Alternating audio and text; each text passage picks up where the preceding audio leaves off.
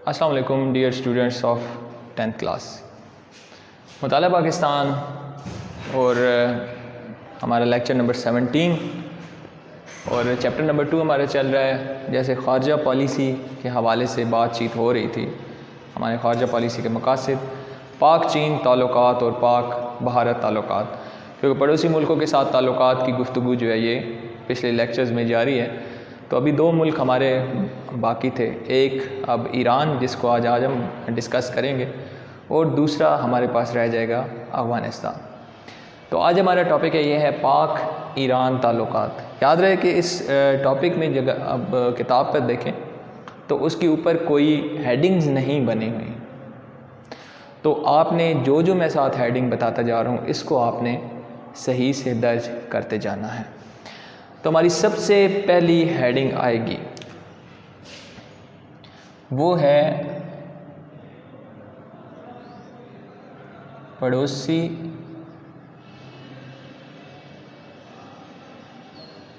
इस्लामी मुल्क। ईरान पाकिस्तान का पड़ोसी इस्लामी मुल्क है। याद रहे कि अभी भारत और चीन ये इस्लामी मुल्क नहीं, अफ़गानिस्तान और ईरान जो हैं ये इस्लामी ममालिक हैं। ईरान के साथ पाकिस्तान के गहरी यानी कि सकाफ़ती और हम कह सकते हैं लिसानी हो गए हमारे इस्लामी ताल्लुकात उनके साथ वाबस्ता हैं, तारीख़ी भी हैं और इनके साथ बरादराना इस्लामी ताल्लुकात कायम हैं। ईरान ने तहरीके पाकिस्तान में भरपूर हिमायत भी की, पाकिस्तान की जब ये तहरीक जारी थी, और ये हमारा बरादराना पड़ोसी मुल्क है और हर बुरे वक्त में पाकिस्तान के साथ खड़ा रहा है। इसके बाद हमारे पास जो नेक्स्ट पॉइंट आ रहा है इसमें ये एक पैराग्राफ की शक्ल में, तो इसके 2 हिस्से जो हैं वो बनेंगे। तो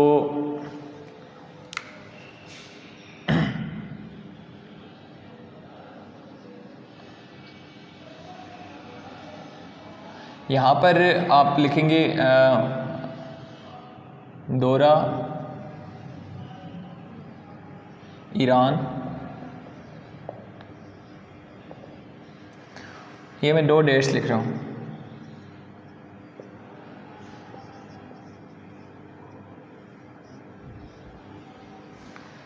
वज़ीर-ए-आज़म पाकिस्तान 1949 में ईरान का दौरा करते हैं।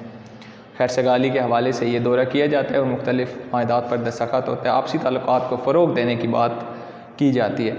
इसके जवाब में 1950 में शाह ईरान जो है वो पाकिस्तान का दौरा करते हैं।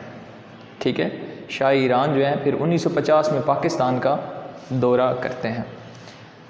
इसके बाद हमारी हेडिंग जो आ रही है वो आ रही है,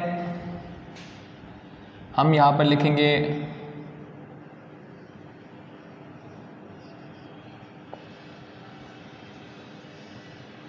मुआहिदा बगदाद, और इसके नीचे मैं लिख रहा हूँ सेंटो। ये भी एक मुआहिदा था।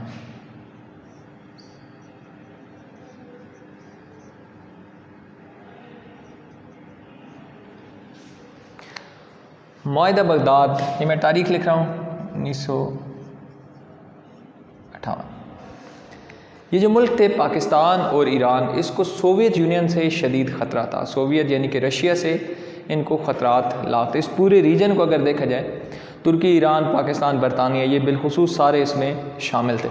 इनको सोवियत यूनियन से ख़तरा था कि वो किसी वक्त भी ताकत के बल पर इन इलाकों पर कब्ज़ा कर सकता है, गर्म पानियों तक पहुँचने के लिए।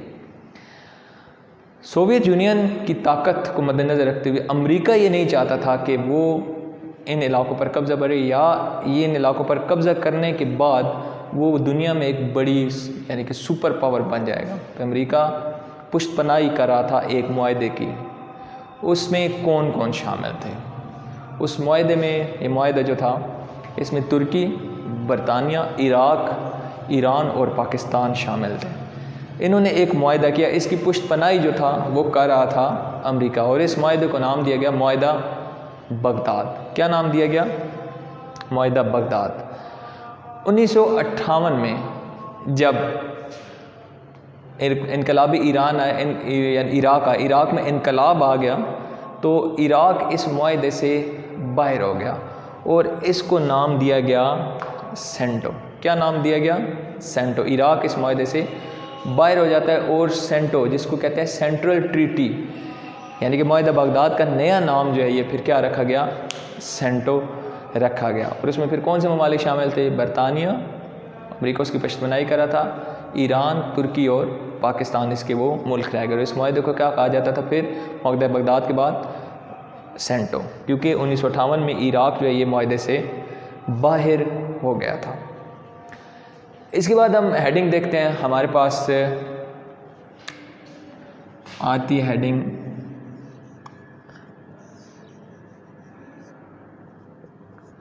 मसले कश्मीर और ईरान।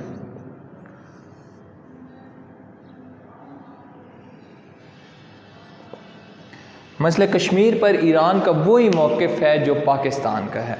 ईरान हर तरह से पाकिस्तान को इस मौक़िफ़ को तस्लीम करता है कि कश्मीर में भारतीय जो जुल्म सितम उसका ख़त्म होना चाहिए, और सलामती कौंसिल ने जो करारदादें दी हैं उसके मुताबिक कश्मीर में इस्तिस्वाब राय होना चाहिए, रेफरेंडम होना चाहिए, कश्मीरी अवाम की राय पूछी जानी चाहिए। तो मसले कश्मीर पर ईरान का वही मौक़िफ़ है जो पाकिस्तान है, वो पाकिस्तान के मौक़िफ़ को तस्लीम करता है और मसला कश्मीर को इस्तिस्वाब राय के ज़रिए सलामती कौंसिल की जो करारदादें हैं उसको हल करने का ख्वाहां है। इसके बाद हम बढ़ते हैं और हमारे पास हेडिंग आती है पाक भारत जंगें और ईरान। पाकिस्तान और भारत की जो जंगें हुई ये 1965 की जंग, 1971 की जंग बड़ी जंगें कहा जाए, तो 1948 में भी ईरान ने इन जंगों के मौके पर पाकिस्तान को दिफाई, माली, सियासी, सफारती हर किस्म की इमदाद जो है वो दी। दिफाई, सियासी, सफारती, माली हर किस्म की इमदाद जो है पाकिस्तान को ईरान ने इस मुश्किल वक्त में दी। इसके बाद हमारे पास हेडिंग आती है और वो हेडिंग है,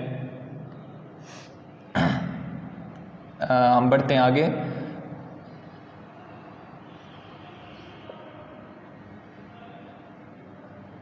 ECO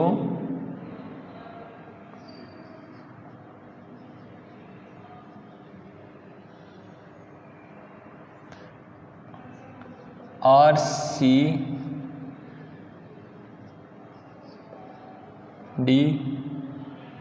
और ECO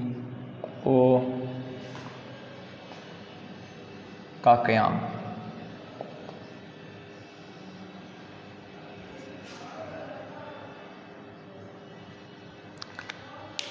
RCD regional cooperation development and इलाकाई ताउन की तंजीम और ECO जो है वो इकनॉमिक कोऑपरेशन ऑर्गेनाइजेशन, ये दो तंजीमें। अब ये वजूद क्या था, मैं इसके आगे एक डेट लिख रहा हूँ। 1964 में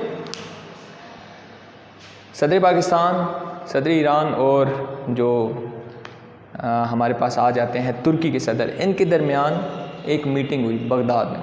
एक मुआहिदा जो है उसके तहत RCD का क़याम अमल में आया। किसका क़याम अमल में आया? RCD regional cooperation development. ये उस मुआहिदे की बुनियाद में ये तंजीम कायम की गई। आपस के जो यानी कि मुआहिदा है उसके तहत एक दूसरे को सपोर्ट की जाएगी, पाशी सूरत हाल में एक दूसरे से मुआहिदात की जाएंगे, एक दूसरे में जो एक कह सकते हैं तिजारत और कॉमर्स उनको आगे बढ़ाने के लिए कोई इक़दामात उठाए जाएंगे। एक यानी कि तीन मुल्क एक दूसरे को सपोर्ट करेंगे।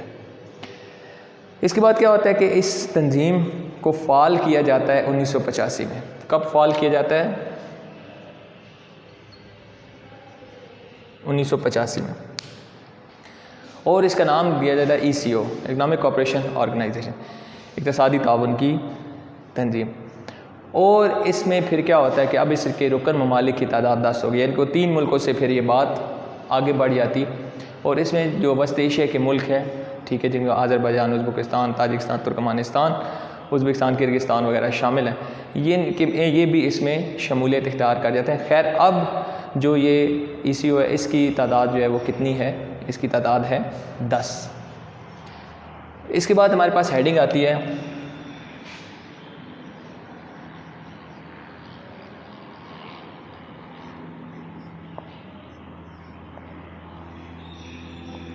इनकलाब ईरान। ईरान में 1979 में इनकलाब आ जाता है और पाकिस्तान इस इनकलाब को सपोर्ट करता है और मज़ीद ताउन जो है पाकिस्तान जो है उसका अंदिया देता है कि वो ईरान के साथ मज़ीद ताउन और मुआहदात करेगा। और ऐसे हुए पाकिस्तान ने इस इनकलाब को सपोर्ट किया और इस मुल्क ईरान के साथ मज़ीद मुआहदात और चीज़ें भी अमल में लाएँ। इसके बाद हमारे पास हेडिंग है सदर पाकिस्तान का दौरा ईरान।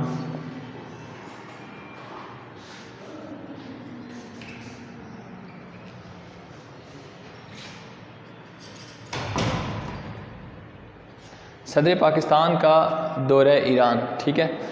और हम 2000 में सदर पाकिस्तान जो है वो ईरान का दौरा करते हैं। मुख्तलिफ मुआहदात पर दस्तखत होते हैं, एक दूसरे से ताउन जो है उसको बढ़ाने की तरफ इशारे दिया जाता है और मुख्तलिफ मुआहदात पर ऊपर दस्तखत होते हैं जो कि आने वाले मुस्तकबिल में वो उनके ऊपर अमल दरामद किया जाना था। इसके अलावा 2013 में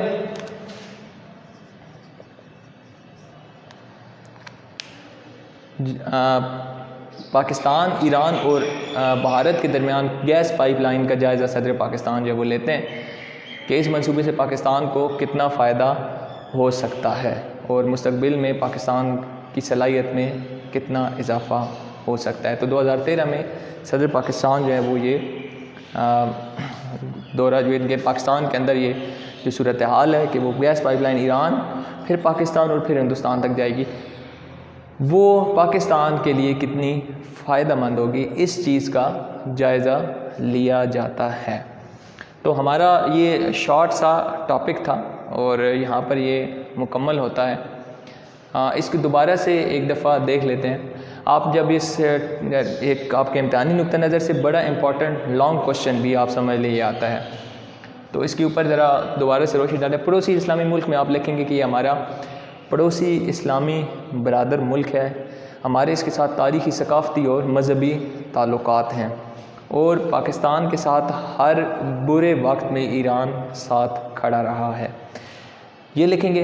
इसके बाद आपका दूसरा पॉइंट है, उसमें आप दौरे ईरान लिखेंगे कि वज़ीर आज़म पाकिस्तान जो थे उन्होंने पहले ईरान का दौरा किया 1949 में, जिसके जवाब में शाह ईरान ने 1950 में पाकिस्तान का दौरा किया। इसके बाद हम आगे बढ़ते हैं तो मुआहिदा बगदाद का तज़किरा आता है। उसमें क्या था कि सोवियत यूनियन, रशिया जो थी वो ताकत पकड़ रहा था और ये चीज़ छुपी हुई नहीं थी। दुनिया में 2 आलमी ताकतें बनी हुई थी, यानी कि 2 बड़े ग्रुप्स थे, अमेरिका और रशिया। अब ख़तरा ये लाक था कि रशिया अपने जो हदूद है इससे तजावुज़ करेगा। अफ़गानिस्तान, इराक़, बरतानिया, ईरान, तुर्की, ये सब इससे ख़तरे में थे। पाकिस्तान, ईरान भी इसमें शामिल थे कि गर्म पानियों तक ये अपनी रसाई करेगा, क्योंकि रशिया इतना बड़ा है कि वो एशिया में भी है और उसका हिस्सा यूरोप के साथ भी लगता है। तो वो अपनी ताकत के बल पर इलाक़ों पर कब्ज़ा करेगा। तो इससे कैसे बचा जाए? तो मुश्तरका हुकूमत अमली और कुछ ममालिक के आपस में जो ताल्लुकात हैं उनको फ़रोग़ देना ज़रूरी था।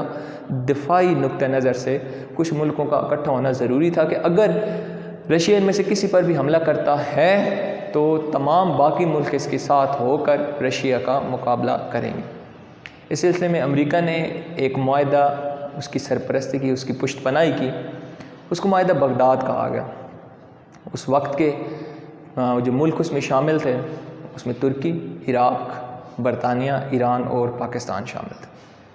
लेकिन 1958 में जब इनकलाब आ गया इराक़ में, तो इराक़ इस मुआहिदे से बाहर हो गया। बाहर होने के बाद इसका नया नाम जो है इसको कहा जाता है सेंटो। क्या कहा जाता है? सेंटो। इसके बाद हमारी अगली हेडिंग जो बनेगी वह है मसला कश्मीर। मसला कश्मीर क्योंकि वजह तनाज़ा भारत और पाकिस्तान के दरमियान। अब देख रहे हैं कि ईरान किसके सपोर्ट करता है। तो ईरान जो है वो सपोर्ट कर रहा है पाकिस्तान को। वो चाहता है कि जो सलामती कौंसिल ने करारदादें दी हैं, पास की, उसके मुताबिक ही कश्मीर के मुस्तकबिल का फ़ैसला होना चाहिए। इस तस्वाब राय होना चाहिए। कश्मीरी अवाम से पूछे जाना चाहिए कि वो किसके साथ रहना चाहते हैं, पाकिस्तान के साथ रहना चाहते हैं या हिंदुस्तान के साथ रहना चाहते हैं। इसके बाद हमारे पास हेडिंग आती है और वह है पाक भारत जंगें और ईरान। पाकिस्तान की जो जंगें भारत के साथ हुई उसमें अगर देखा जाए तो अब तक के जो सूरत हाल है उसमें बड़ी अजीब सी सूरत हाल सामने आती है। 1948 की जंग, 65 की, 71 की, उसके बाद 1998 में कारगिल, 99 में जो मुहाज था वो, उसके बाद हम रिसेंटली भी एक दूसरे के आमने सामने मसले कश्मीर की वजह से हैं। ईरान ने पाकिस्तान के मौक़िफ़ की हिमायत की, ठीक है, और पाकिस्तान के साथ जो भारत की जंगें हुई, ईरान ने हर सतह पर पाकिस्तान का साथ दिया। दिफाई मामला हो, माली मामला हो, सियासी, सफारती, कोई भी महाज हो, ईरान ने हर मुमकिन पाकिस्तान का साथ दिया और पाकिस्तान भी इसकी दोस्ती पर फ़ख्र करता है। इसके बाद हम आगे बात करते हैं RCD और ECO का क़याम। ये क्या था कि 3 मुल्क, तुर्की, ईरान और पाकिस्तान, इन्होंने मुआहिदा एक बगदाद, जिसको बगदाद के हवाले से कहते हैं, कि वहाँ पर मीटिंग हुई 1964 में तीनों सदूर की, और उन्होंने एक तंजीम का क़याम इस मुआहिदे के नतीजे में अमल में आया जिसको हम कहते हैं RCD, ठीक है। RCD का क़याम अमल में आया, इलाकाई ताउन की तंजीम। और इसके बाद इसका नाम जो है वो ECO, जब इसको फ़ाल किया गया इस तंजीम को, इसका नाम पड़ गया ECO, इकनॉमिक यानी कि इक़्तिसादी ताउन की तंजीम। और अब इसकी रुकन ममालिक की तादाद कितनी है? इसकी रुकन ममालिक की तादाद है 10, और इसमें वस्त एशियाई ममालिक जो रशिया से अलग हुए वो भी इसमें शामिल हैं। इसके बाद ईरान का इनकलाब आता है 1979 में, 1979 में, और उसमें क्या होता है, पाकिस्तान इस इनकलाब को सपोर्ट करता है और ईरान के साथ ताल्लुकात और मायदात को मज़ीद आगे बढ़ाने की तरफ कदम बढ़ाता है, यानी कि वो उस इनकलाब का हक़ में था जो कि ईरान में आया। सदर पाकिस्तान दौरा करते ईरान का मुख्तलिफ़ मायदात पर दस्तखत होते हैं, आपस के ताउन को बढ़ाने की कोशिश की जाती है, मुख्तलिफ़ यानी कि यादाश्तें जो हैं वो पर दस्तखत होती हैं वगैरह वगैरह, ये तमाम चीज़ें ईरान के साथ चलती हैं। फिर 2013 में सदर पाकिस्तान जायज़ा लेते हैं, जो एक गैस लाइन पाइपलाइन मंसूबा था ईरान, पाकिस्तान और इंडिया तक, यानी कि ईरान से गैस पाइपलाइन पाकिस्तान से गुजरनी थी, फिर इंडिया में जानी थी। इसकी तरफ उसका जायज़ा लिया गया कि इससे पाकिस्तान को कितना फ़ायदा हो सकता है। आप इसके साथ हालिया ताल्लुकात का भी तज़किरा कर सकते हैं, यानी कि आप उसके बाद लिख सकते हैं कि पाकिस्तान और ईरान के आज जो ताल्लुकात हैं वो काफ़ी बेहतर हैं। कलभूषण का वाक़या जो है वो पाकिस्तान और ईरान के दरमियान कुछ चपलिश का सबब बना कि एक इंडियन जासूस वो किस तरीके से पाकिस्तान की सरज़मीन की तरफ, ईरानी सरज़मीन की तरफ से आया, वहाँ पर ईरानी सरज़मीन उसने क्यों इस्तेमाल की। ये एक ऐसी चीज़ें थी जिससे आगाह किया गया ईरान को कि हम बिल्कुल, हमारे अपने इस्लामी नज़रियाती हर किस्म के ताल्लुकात उनके साथ हैं, इस्लामी बिरादर मुल्क है, लेकिन हम इस चीज़ की बिल्कुल इजाज़त नहीं देंगे कि उनकी सरज़मीन पाकिस्तान को ख़राब करने के लिए इस्तेमाल की जाए, यानी कि कलभूषण का उनकी सरज़मीन पर रहना और उससे पाकिस्तान के लिए प्रोपेगेंडा करना।